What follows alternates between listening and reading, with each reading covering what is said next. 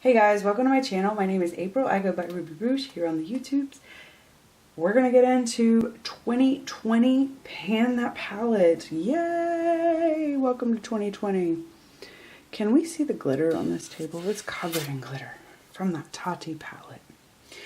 We're not doing the Tati palette though. I wanted to do things a little bit different this year, but I also wanted to stay true to tradition. I wanted to pan one palette throughout the year. And this is the one we're going to pan. Sliding in like Tom Cruise in Risky Business. If this palette looks familiar, it is. It is the palette that I worked on last year. But I made so much progress and I enjoyed the palette so much, I really wanted to keep working on it and to see how far we could go with it. I did have some issues with this palette last year, and I'm hoping that what I do to change it up will kind of correct some of those issues. Another thing is that I might add in the warm version of this palette towards midsummer, or towards, summer and through to the end of the year, just because the cool tones don't work for my skin tone as well in the summer. I mentioned that last year a lot, so that was my biggest problem for last year, was this is a very cool toned palette. Something else I mentioned a lot last year was that I loved this palette, but I wish I had the newer Viseart format where you could easily take the palette, the shadows in and out and use them as singles. So I'm going to kind of do something along those lines. But I don't normally like to depot my palettes unless I am just done with that palette. I like palettes, first of all, and once they're depotted, they're never the same again. They're just single shadows. For me, the process usually gets a little bit messy, and sometimes the shadows don't make it, and this isn't something that I want to do to risk that. Also, if the shadows do survive depotting, they often don't survive being treated as singles. So companies will often alter the formula of their single shadows and make them a little bit more firmer and harder so that they can handle not having the extra protection of the palette. Okay, so this is my starting point for this palette this year, and I will show progress updates every month. All things considered, I really wanted to create my own palette this year for each month without the commitment of destroying my palettes. Here's what I came up with. I plan to create an inspiration palette for every month, and I would like for them to include color schemes inspired by the month. So January for me is all about the frosty winter sky, ice and snow, and dark chilly nights, gloves and hot chocolate. Okay, I'm just kidding, but definitely cool tones for January. So naturally, these are a lot of my Viseart. So naturally, I have a lot of my Viseart Cool Tone palette shadows in here. For this month, I am going to include them in the inspiration palette for the month. I wanted to include shadows that have been sitting around for a while that needed some use. So some shadows that I have that are getting old that I like. I have this Natasha Denona Aries Ice Blue at the top here. I have another Viseart palette that I love, is from the Boheme Dream, that really needs to get some use before it goes bad. I have a Makeup Geek shadow that is just absolutely stunning, this purple Masquerade. I have my Juvias Place Douce palette. I love there's 4 shades in there that are just absolutely frosty and as cool tone as can be. I love those shades in that palette. I also wanted to include shadows that I'm not quite sure about the formula. So we have this like ABH. I have an ABH, it's called Gemstone. It's a purple. It's a shadow that I have not had a ton of luck with and I want to play with a little bit more. And then I have a Sephora, a metallic white shadow. I haven't played with very much, and I would like to kind of figure out if I like the formula at all. MAC Aqua is another one. These pastel type shades sometimes are kind of difficult to work with. I have quite a few of these pastel sort of mint shades, so I want to work through some of those and kind of figure out which one I want to keep.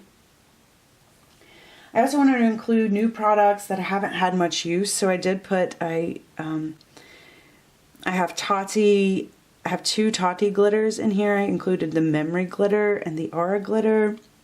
I included a Viseart from the Coy palette from their metallic formula. That's I'm not super familiar with. I haven't played with that very much yet, so I would like to play with that some more. And I would say those are definitely the newer ones. I didn't include too many new ones.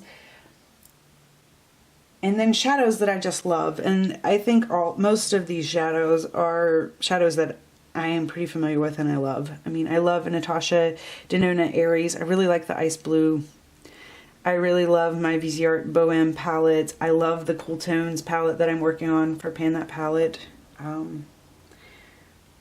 So most of these, I think, fall into the category of just shadows that I just love. Here's a shot of some of the palettes that I picked from in a group. I did have out my Viseart Gemstone, I forgot the name of that one, the Jewel Tone palette, and I love that palette, and then I forgot to pick any shadows from it because it got separated from the group, so that kind of sucked. But other than that, I'm really happy with the palette that I created. I just thought this would be a really fun challenge for me to do this every month. I wanted to play with my thinking a little bit about panning and my collection of eyeshadows in general. Hopefully this will inspire me this year to continue shopping my stash and keep my mind fresh about all the beautiful things that I already have and all the combinations that I can already make with so many things I already have. I was so tempted by the Huda Beauty Mercury palette, Mercury Retrograde palette. I was really tempted by that one just because it is so beautiful. I love these kind of cool tone looks. Through like January through April, I am all about these kind of cool tone looks. And I went and swatched it in store and I was like, I just don't think this is for me. I wasn't really in it with the formula. I just felt like it wasn't that great. And I was like, I would have totally purchased this. And I already have this. So I came home and I recreated all of the shades that I could. I have a video up about that. I'll link it in the cards. But I recreated that palette to the best of my ability and I was really happy with it. So this I'm kind of was inspired by that to keep recreating, not necessarily other palettes, but just palettes that inspire me, I guess. Hopefully I'll be able to make one of these every month. I think it would be really cool at the end of the year to see all 12 palettes and like how I felt each month and the color schemes I gravitated towards each month.